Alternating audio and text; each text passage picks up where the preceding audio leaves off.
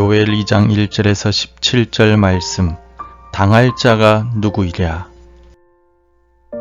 시온에서 나팔을 불며 나의 거룩한 산에서 경고의 소리를 질러 이 땅 주민들로 다 떨게 할지니 이는 여호와의 날이 이르게 됨이니라. 이제 임박하였으니 곧 어둡고 캄캄한 날이요 짙은 구름이 덮인 날이라. 새벽빛이 산 꼭대기에 덮인 것과 같으니 이는 많고 강한 백성이 이르렀음이라. 이와 같은 것이 옛날에도 없었고 이후에도 대대에 없으리로다.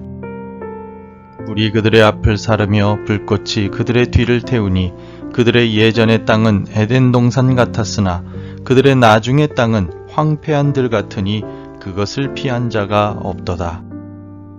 그의 모양은 말 같고 그 달리는 것은 기병 같으며 그들이 산 꼭대기에서 뛰는 소리는 병거 소리와도 같고 불꽃이 건물을 사르는 소리와도 같으며 강한 군사가 줄을 벌이고 싸우는 것 같으니 그 앞에서 백성들이 질리고 무리의 낯빛이 하얘졌도다. 그들이 용사같이 달리며 무사같이 성을 기어오르며 각기 자기의 길로 나아가되 그 줄을 이탈하지 아니하며 피차에 부딪히지 아니하고 각기 자기의 길로 나아가며 무기를 돌파하고 나아가나 상하지 아니하며 성중에 뛰어들어가며 성 위에 달리며 집에 기어오르며 도둑같이 창으로 들어가니 그 앞에서 땅이 진동하며 하늘이 떨며 해와 달이 캄캄하며 별들이 빛을 거두도다. 여호와께서 그의 군대 앞에서 소리를 지르시고 그의 진영은 심히 크고 그의 명령을 행하는 자는 강하니 여호와의 날이 크고 심히 두렵도다. 당할 자가 누구이랴. 여호와의 말씀에 너희는 이제라도 금식하고 울며 애통하고 마음을 다하여 내게로 돌아오라 하셨나니 너희는 옷을 찢지 말고 마음을 찢고 너희 하나님 여호와께로 돌아올지어다. 그는 은혜로우시며 자비로우시며 노하기를 더디하시며 인애가 크시사 뜻을 돌이켜 재앙을 내리지 아니하시나니 주께서 혹시 마음과 뜻을 돌이키시고 그 뒤에 복을 내리사 너희 하나님 여호와께 소제와 전제를 드리게 하지 아니하실는지 누가 알겠느냐. 너희는 시온에서 나팔을 불어 거룩한 금시기를 정하고 성회를 소집하라. 백성을 모아 그 모임을 거룩하게 하고 장로들을 모으며 어린이와 젖 먹는 자를 모으며 신랑을 그 방에서 나오게 하며 신부도 그 신방에서 나오게 하고 여호와를 섬기는 제사장들은 낭실과 제단 사이에서 울며 이르기를 여호와여 주의 백성을 불쌍히 여기소서. 주의 기업을 욕되게 하여 나라들로 그들을 관할하지 못하게 하옵소서. 어찌하여 이방인으로 그들의 하나님이 어디 있느냐 말하게 하겠나이까 할지어다. 비가 오기 전의 하늘을 보면 푸른색이 아닌 시커먼색입니다. 먹구름이 가득 끼어 금방이라도 비가 쏟아져 내릴 것 같습니다. 또한 먹구름이 끼면 사람들은 비가 올 것이라 예상하고 우산을 준비하거나 서둘러 집이나 사무실로 돌아가서 비를 피할 방법을 찾습니다. 오늘 본문의 2절에도 여호와의 날은 어둡고 캄캄한 날이요 짙은 구름이 덮인 날이라고 표현하고 있습니다. 여호와의 심판의 날은 하늘이 먹구름으로 뒤덮이고 캄캄하여 두렵고 떨리는 날입니다. 비를 피할 방법은 찾을 수 있겠지만 이 심판의 날은 아무도 피해갈 수가 없습니다. 3절의 마지막에 그것을 피한 자가 없다라고 선언하며 11절에도 당할 자가 누구냐라고 물으며 아무도 하나님의 심판을 피할 수 없다라고 선포하고 있습니다. 먹구름 후에 내리는 비는 피할 수 있어도 우리가 여호와의 날은 피할 수 없는 이유가 무엇일까요? 하나님이 바로 심판자이시기 때문입니다. 지금의 이스라엘은 메뚜기 떼가 이스라엘을 휩쓸어 먹을 것이 전혀 남지 않은 상황입니다. 그런데 요엘은 얼마 지나지 않아 강한 군사가 이스라엘을 휩쓸게 됨으로 인하여 백성들이 질리고 얼굴빛이 하얘지게 될 것이라고 6절에서 선언합니다. 이 같은 공포와 두려움과 멸망의 심판이 강한 군대로 인해 찾아오게 될 것입니다. 그런데 이 군대의 대장이 누구이십니까? 본문의 11절에 보면 여호와께서 그의 군대 앞에서 소리를 지르시고 그의 진영은 심히 크고 그의 명령을 행하는 자는 강하니 여호와의 날이 크고 심히 두렵도다. 당할 자가 누구이랴 라고 선언하고 있습니다. 여호와께서 그의 군대 앞에서 라는 이 말은 곧 여호와의 군대라는 의미입니다. 지금 이스라엘의 심판을 가져오는 군대는 여호와의 군대입니다. 여호와께서 자기 백성 이스라엘을 심판하고 계시다는 의미입니다. 그러므로 창조주 하나님께서 이스라엘을 심판하시니 아무도 그 심판을 피할 수 없으며 당할 수도 없습니다. 하나님께서 이같이 자기 백성을 심판하시기 위하여 군대를 이끌고 오시는 이유가 무엇일까요?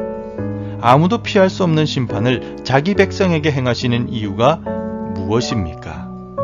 그것은 바로 이스라엘이 죄악에 취해 있었기 때문이며 하나님의 경고에도 불구하고 회개하지 않았기 때문입니다. 요엘 1장 5절에서 취하는 자들아 너희는 깨어 울지어다. 포도주를 마시는 자들아 너희는 울지어다. 이는 단 포도주가 너희 입에서 끊어졌음이니 라고 말하고 있습니다. 이스라엘은 현재 술에 취해 있으며 세상의 쾌락에 취해 있었습니다. 하나님의 말씀에 대한 관심이 사라지고 세상의 즐거움에만 관심을 가지고 있었습니다. 더 이상 하나님을 온 마음 다해 섬기지 않았습니다. 이것이 바로 이스라엘의 죄입니다. 그리고 이 죄에 대하여 하나님께서는 선지자들을 통하여 돌아오라 말씀하시며 회개하라 선언하셨습니다. 하지만 그들은 돌이키지 않았던 것입니다. 그래서 하나님께서 자기 백성을 심판하시는 것입니다. 다니엘 5장의 말씀에 보면 벨사살이라는 바벨론의 마지막 왕이 큰 잔치를 열었는데 이 잔치에 사용한 기구들이 예루살렘 성전에서 가져온 것이라고 표현하고 있습니다.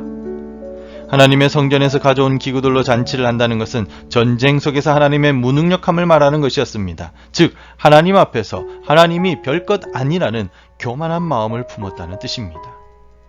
이 잔치 가운데 손이 나타나 벽에 메네 메네 테겔 우바르신이라는 글을 썼습니다. 이 말의 뜻은 벨사살 왕이 하나님 보실 때 부족하다는 뜻입니다.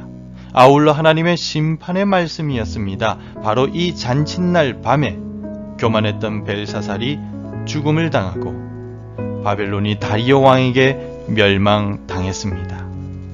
유다를 정복한 강력한 나라인 바벨론도 하나님의 심판을 결코 피할 수가 없었습니다. 예수님께서 헤롯 왕 때부터 화려하게 건축 중에 있는 성전을 가리키시며 제자들에게 이렇게 말씀하셨습니다. 마태복음 24장 2절에서 대답하여 이르시되 너희가 이 모든 것을 보지 못하느냐? 내가 진실로 너희에게 이르노니 돌 하나도 돌 위에 남지 않고 다 무너뜨려지리라 라고 말씀하셨습니다.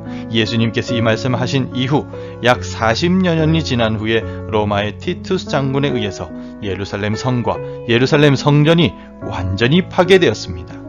하나님께 돌아오지 않고 여전히 범죄하는 하나님의 백성들은 결국 하나님의 심판을 피해갈 수가 없었습니다. 심판자가 되시는 여호와의 날은 오늘 우리에게 있어서 주님의 재림의 날입니다. 그날에도 심판이 있을 것입니다. 양과 염소로 구분하는 날이 예수님의 재림의 날이며 대림절 세 번째 주간을 지나는 우리가 기억해야 하는 날입니다. 그러나 또 한 가지 우리가 반드시 기억해야 할 사실은 여호와의 날이 본문의 이스라엘 백성들과 같이 세상에 취하고 욕심에 취하며 죄악 속에 빠져있는 사람들에게는 두려운 심판이 날이 될 것이라는 것입니다. 하지만 오늘 본문의 12절에서 17절까지의 말씀과 같이 마음을 찢고 회개하며 여호와께 돌아오는 자들에게는 여호와의 날이 바로 구원의 날이 될 것입니다. 여호와의 심판을 아무도 피할 수 없듯이 여호와께서 구원하시겠다라고 작정하시면 그 구원 역시 막아설 수 있는 자는 없습니다. 나에게 있어서 여호와의 날은 심판의 날입니까? 구원의 날입니까? 주님의 재림을 기다리는 대림절 세 번째 주간을 지나면서 마음을 찢고 회개하며 말씀으로 돌아옴으로써 구원의 은혜 속에서 살아가는 우리가 되기를 소망합니다. 기도하겠습니다. 하나님 아버지, 끝까지 주의 말씀을 붙들고 다시 오실 주님을 기대하며 올바른 신앙 속에서 살아가며 말씀의 열매를 맺게 도와주옵소서. 우리 주님 다시 오실 때 우리를 구원해 주시고 우리에게 복을 주시는 기쁨의 날을 기다리며 살아가는 주의 백성들 되게 축복하여 주옵소서. 예수님 이름으로 기도합니다. 아멘. 함께 기대해 주시기 바랍니다. 구원의 하나님을 바라보며 거룩하게 살게 하옵소서. 우리나라와 열방이 하나님께 돌아오게 하옵소서. 우리 자녀들이 다시 오실 주님만을 바라보며 살아가게 도와주옵소서. 오늘도 말씀과 기도로 하루를 시작하시기를 바랍니다.